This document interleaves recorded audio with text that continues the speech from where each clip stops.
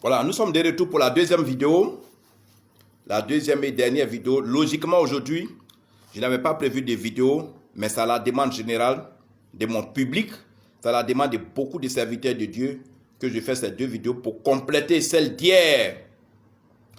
Alors, sur ce sujet, n'est-ce pas, de Dieu, que les gens arrêtent de nous distraire, que les gens arrêtent, n'est-ce pas, le mensonge, que les gens arrêtent ce gros mensonge selon lequel le Dieu des chrétiens serait le premier. Le Dieu des chrétiens serait, n'est-ce pas, le meilleur. Il n'en est rien, rien de tout ça. Vous devez savoir, l'Afrique, notre continent, Afrique, l'Afrique avait ses dieux et ses différentes religions. Et donc, cette affirmation selon laquelle c'est Jésus qui va sauver le monde entier, c'est Jésus qui va sauver l'Afrique, ce sont des histoires. Voilà, ce sont des histoires. Donc, nous, en Afrique ici, nos parents, c'est vrai, c'est longtemps de cela, il y a très longtemps, 200, 300 ans, donc c'est difficile que les gens puissent s'en souvenir. Mais l'Afrique avait ses dieux, l'Afrique avait ses religions. Et parmi les religions que les Africains avaient, je vais citer quelques-unes pour que les gens puissent savoir de quoi je parle. Les Africains avaient des religions telles que les religions antiques africaines. Quand on parle de l'Antiquité, les religions d'avant, les religions antiques, c'est difficile de les nommer maintenant.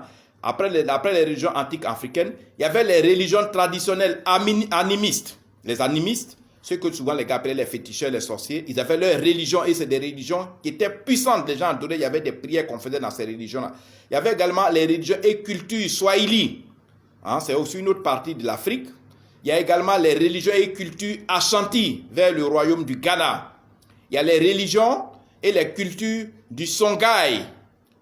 Il y avait également les religions et les cultures, n'est-ce pas, du Congo, le bassin du Congo. L'Afrique était organisée et l'Afrique avait ses religions, l'Afrique avait ses croyances. Il y avait également les peuples africains qui longeaient les fleuves Sénégal, qui longeaient les fleuves Niger, les peuples qui longeaient les fleuves du Congo et les fleuves du Zambèze. Tous ces peuples, n'est-ce pas, avaient leur religion, tous ces peuples avaient leurs croyances, tous ces peuples avaient leur Dieu. Et leur Dieu était puissant. C'était Dieu qui pouvait même barrer le chemin à des bombes. Parce que quand les colons arrivaient dans le temps, leurs bombes, leurs canons, leurs fusils ne servaient jamais à rien face à ces dieux africains. Donc, voici à peu près les différents dieux que je viens de vous citer. J'ai parlé des religions antiques africaines, j'ai parlé des religions traditionnelles animistes, j'ai parlé des religions et des cultures swahili, j'ai parlé des religions et cultures Ashanti, j'ai parlé des religions et cultures Songhai, j'ai parlé des religions et cultures du Congo, le bassin du Congo, j'ai parlé des peuples africains, n'est-ce pas, qui habitaient ou qui longeaient les fleuves Sénégal, les fleuves Niger, les fleuves Congo et les fleuves du Zambèze. Tous ces peuples africains avaient leur culture, avaient leurs croyances, mais avaient leurs dieux, des dieux puissants, des dieux qu'ils adoraient, des dieux vers qui ils apportaient des louanges, des dieux puissants et des dieux qui leur apportaient prospérité, des dieux qui leur apportaient enfantement, des dieux qui leur permettaient d'être protégés contre l'ennemi, des dieux qui leur donnaient la joie de vivre, qui leur donnaient l'amour, qui leur donnaient la force, qui leur donnaient la richesse, des dieux qui permettaient à leur culture, à leur récolte d'être vraiment bien, d'avoir de bonnes productions. Vous voyez? Et tous ces dieux ont été écrasés. Parce que quand les Blancs sont venus, les Blancs ont usé des malins, ils ont usé des stratégies pour dire faites ça, et des choses. Les Blancs, tous nos parents africains ont été embobinés dans un mensonge. Et ils ont eux-mêmes livré leurs masques. Nos parents ont eux-mêmes livré leur dieu à ces Blancs-là. Et ce sont ces masques qui sont aujourd'hui stationnés dans les musées en Europe. Si bien que les enfants d'aujourd'hui ne connaissent même pas ce qu'on appelle un masque. Donc, c'est entre 1850 et 1900 que toutes les religions, toutes les croyances et, n'est-ce pas, cultures africaines ont été sérieusement attaquées, ont été sérieusement combattues et détruites par, n'est-ce pas, les Occidentaux. Vous voyez, ça date de très longtemps. En 1850 et 1900, déjà les Blancs se sont attaqués à nos religions, se sont attaqués à nos dieux pour pouvoir faire place, eux, à leur religion qu'ils devaient envoyer. Donc, montrer le christianisme comme la meilleure religion, ou montrer Dieu des chrétiens ou Jésus comme le vrai Dieu, relève d'un simple montage. Les Blancs sont venus en Afrique en brandissant Dieu et Jésus pour pouvoir piller l'Afrique, pour pouvoir voler nos richesses, pour pouvoir capturer nos braves valides pour les envoyer, pour aller les vendre en Amérique, pour aller les vendre dans certains pays en Europe. Donc, contrairement, n'est-ce pas? Donc, c'est contrairement à ce que les gens vous disent, l'Afrique restera toujours forte. L'Afrique est un continent de grandes puissances et de grands pouvoirs. Donc, contraint, battu et humilié pour croire au christianisme, beaucoup d'Africains n'ont plus confiance à la Bible. Vous voyez, aujourd'hui, nous ne sommes plus dans l'Antiquité. Nous ne sommes plus au temps où les Blancs sont venus faire la colonisation. Mais aujourd'hui, les Africains d'aujourd'hui n'ont plus confiance à la Bible, n'ont plus confiance aux religions occidentales. C'est vrai, c'est un effet de mode. Dans toutes les rues, il y a des églises. Dans toutes les maisons, on fait des cultes. Mais les gens n'ont pas assez confiance, ils n'ont plus confiance. Parce que moi, par exemple, ceux qui m'ont appelé hier, ils sont beaucoup, et parmi eux, il y avait des serviteurs de Dieu qui voulaient en savoir davantage. Et le public était nombreux pour dire, maître, il faut reprendre ce sujet. Alors, en Afrique, il faut que les gens soient au courant. Il n'y a pas que le Dieu des chrétiens, c'est eux qui savent où il est situé. Ils disent dans le ciel, dans le ciel. Mais ce ciel-là, beaucoup de gens sont allés dans le ciel, c'est des planètes. Il n'y a pas de Dieu là-bas. Il n'y a pas de Jésus là-bas. Je vous ai déjà expliqué pour dire, Jésus n'est pas ressuscité. Jésus, c'est un magicien. Jésus, c'est l'élève des sorciers indiens. Jésus a été entraîné par les sorciers pharaons, par les magiciens pharaons. Et quand il est mort, et comme Jésus, son corps suscitait beaucoup de choses, beaucoup de curiosité, ce sont ces magiciens indiens et pharaons et égyptiens là qui ont soustrait son corps de sa tombe et ils ont envoyé son corps ailleurs. Et quand sa famille est venue, il est ressuscité, il est allé au ciel. Mais quand on ressuscite, on reste avec les parents. Le mot ressuscité cherché partout, dans tous les livres, dans tous les dictionnaires. Quand on dit ressuscité, veut dire quand tu meurs qu'on t'enterre, c'est que tu reviens à la vie et tu vis avec ceux avec qui tu étais avant ta mort. Mais quand tu es ressuscité, que tu vas au ciel, c'est que tu es mort, c'est que tu n'es plus ressuscité. Parce que la Bible même dit, quand on meurt, on va au ciel. Donc, quelqu'un qui va au ciel comme tous les autres morts, on ne peut pas dire qu'il est ressuscité. Tout ça, ce sont des montages. Et nos parents, nos arrière-parents ont mordu à ces hameçons-là, à ce mensonge. Ils ont laissé tomber leur pouvoir. Mais je vais vous dire une chose, les pouvoirs ne meurent jamais. Les fétiches ne meurent jamais. Les religions ne meurent jamais. Les croyances ne meurent jamais. En Afrique ici, nos puissances sont là. Les religions de nos parents, les croyances de nos parents, les pouvoirs de nos parents, les puissances de nos parents, les religions de nos parents sont là. Toi qui m'écoutes, toi qui écoutes cette vidéo, nos parents nous ont tout laissé. L'Afrique, nous avons tout ce qu'il faut pour être prospères. Dans nos villages, autour de nos villages, autour de nos campements, autour de nos champs, même dans nos villes, nos parents sont présents. Nos ancêtres sont présents, nos esprits sont présents, nos religions sont là. Revenons simplement à la case de départ. Faisons comme la Chine si on veut être prospère, si on veut être réellement libéré. Faisons comme les pays asiatiques, faisons comme le Japon, faisons comme les deux Corées, faisons comme beaucoup de pays asiatiques qui ont refusé. Vous savez, ces religions occidentales nous ont empoisonnés, nous ont créé trop de problèmes. Nous ont d'abord volé notre argent, nos matières premières, nos bras valides. Mais comment l'Afrique pouvait enclencher son développement dans ces conditions? Nous ont enchaînés. Nos parents étaient enchaînés, étaient battus comme des animaux. Bref, leur temps est passé. C'est à nous maintenant de faire la relève, de faire une relève intelligente, de faire une relève intelligente et spirituelle. Laissons tomber ces religions occidentales qui sont des coquilles vides pour, n'est-ce pas, embrasser, pour faire le retour vers nos croyances, pour faire le retour vers nos puissances. Nos puissances sont là, nos os sont là. On nous dit, n'allez pas adorer vos os, mais venez adorer le fleuve Jourdain en Israël. On nous dit, n'adorez plus vos masques, mais venez adorer la statuette de Vierge Marie. C'est la même chose. On nous dit, n'adorez plus vos montagnes, venez adorer le mont Sinaï. Est-ce que vous-même qui êtes africain, quand vous mangez par votre bouche, vous ne réfléchissez pas à ces genres de choses. On t'interdit d'adorer ton fleuve, mais on t'interdit d'aller adorer un fleuve en Israël. C'est pour l'Israël là qui est puissant. On t'interdit d'adorer ta montagne, on t'interdit d'aller adorer la montagne qui est en Israël, qui est Sinaï. C'est ça qui est puissant plus que pour l'Afrique. Mais les montagnes africaines dégagent la puissance. Vous allez voir, dans tous les pays africains, il y a des montagnes. Et en dessous de ces montagnes, il y a de la puissance. Nous avons les fleuves qui ont de la puissance, des énergies pas possibles. Nous avons, n'est-ce pas, des masques. Nous avons des statues, comme pour la Vierge Marie. Les Blancs, en réalité, ont copié sur l'Afrique.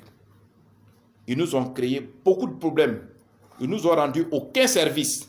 Le peu dont on se contente là, ce n'est pas ce que l'Afrique doit avoir. L'Afrique doit avoir beaucoup plus que ça. Africains, Africaines, Il n'est pas tard. Revenons à la case de départ. La case de départ, ça veut dire quoi? C'est vrai, nos parents ont été battus, ont été frappés, ont été humiliés, ont été déshabillés, ont été enchaînés comme des voleurs, simplement parce que les Occidentaux voulaient les emmener à accepter eux leur religion. Ils ont été battus, humiliés, ils ont été mis dans des cases comme des animaux pour être contraints à accepter le christianisme, la Bible que vous tenez dans votre main, les églises dans lesquelles vous allez vous asseoir. Ce sont des religions qui ont été imposées dans le sang. Ce sont des religions qui ont été imposées par la force et par les fusils. Ce n'est pas des religions réelles. C'est des religions qui cachaient des objectifs. C'est des religions qui cachaient, n'est-ce pas, des missions. C'était des missions secrètes. Les gens sont passés par ces religions pour piller toute l'Afrique. Comment vous pouvez comprendre que le Vatican, qui est la capitale de l'église du christianisme, a la plus grosse réserve d'or et de diamants dans le monde? Tapez dans n'importe quel moteur de recherche, tapez sur Google ou bien tapez sur YouTube. La plus grosse réserve d'or et de diamants dans le monde, c'est le Vatican. Pourtant, en Italie, il n'y a pas d'or dans le sous-sol. Il n'y a pas de diamants dans le sous-sol. Mais tout ce or-là, tout ce diamant a été volé en Afrique par les missionnaires qui ont pris ce or et ce diamant pour aller le stocker en Italie, au Vatican. C'est une bonne chose ça là. Et c'est pour ça que l'Afrique est misérable aujourd'hui. C'est pour ça que l'Afrique est pauvre. Mais ça c'est du passé. Revenons à la case de départ. Nos grands-parents nous ont mis au monde. Nous sommes aujourd'hui des hommes, nous sommes des femmes. Revenons à la case pour nous-mêmes d'abord. Pour être en symbiose, pour être en accord, pour être en contact avec nos pouvoirs, pour être en contact avec nos croyances, pour être en contact avec nos parents, pour être en contact avec leur esprit, avec leur âme. Tu refuses d'être en contact avec l'esprit de tes grands-parents et c'est avec l'esprit des soi-disant Israéliens que tu vas être en contact. Tu te blagues. Tu refuses d'être en contact, d'être en harmonie avec les puissances, avec les pouvoirs de ta terre africaine. Et tu cherches à être en contact, en harmonie avec des pouvoirs d'une terre qui est très très loin de toi. Tu ne connais même pas le pays qu'on appelle Israël. Et quand on dit les ancêtres israéliens, Josué, Abraham, Isaac, tu es content. Mais et tes grands-parents, pourquoi on ne parle pas d'eux? Ils n'ont pas vécu, ils étaient plus forts que tous ces Isaacs-là.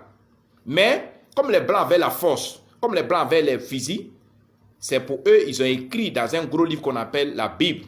Et ils ont oublié les guerriers, les grands combattants, les grands mystiques, les grands hommes, les serviteurs de Dieu africains. Aucun d'entre eux n'a été consigné dans les Bibles. C'est nous qui devons le faire. Personne n'allait le faire à notre place. C'est toi et moi. C'est nous tous. C'est tous les Africains. Revenons pour que, n'est-ce pas, on puisse relever l'Afrique. Revenons pour qu'on puisse relever l'Afrique. L'Afrique doit être relevée. L'Afrique doit être magnifiée. L'Afrique, n'est-ce pas, doit maintenant enclencher son développement. L'Afrique doit, n'est-ce pas, se relever. Et nous sommes tous invités. Fils et filles d'Afrique. Tu es invité. Nous sommes tous invités. Revenons à la case de départ, il n'y a pas de honte à cela. Parce que les Asiatiques l'ont fait et ils l'ont réussi. Parce que les Japonais l'ont fait, ils l'ont réussi. Parce que les Chinois l'ont fait, ils l'ont réussi. Ils ont dit, nous n'avons pas besoin de votre Bible. Nous n'avons pas besoin de prêtres missionnaires ici. Nos grands-parents, nos arrière-parents nous ont laissé leur tradition. Nous souhaitons être fidèles à ces pratiques-là. Nos arrière-parents, nos aïeux, nos ancêtres nous ont laissé quelque chose de sacré.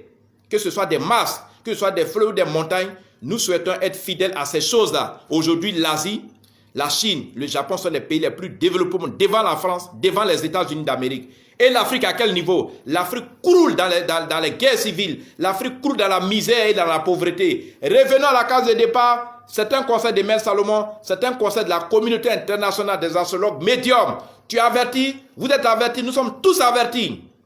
Après, nous aurons nos yeux pour pleurer si nous n'écoutons pas ce conseil-là aujourd'hui. Il n'y a pas de Dieu au ciel, c'est des mensonges.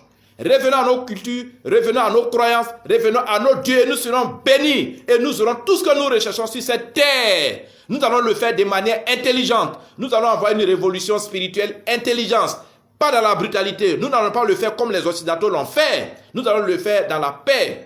Nous allons le faire dans la tranquillité. Nous allons le faire dans la cohésion. Nous allons le faire de manière intelligente. Merci. À demain lundi pour d'autres vidéos. Maître Salomon s'est bouclé aujourd'hui pour les sujets sur la religion et sur les croyances. Bye, au revoir. Partagez massivement cette vidéo. Informez vos amis.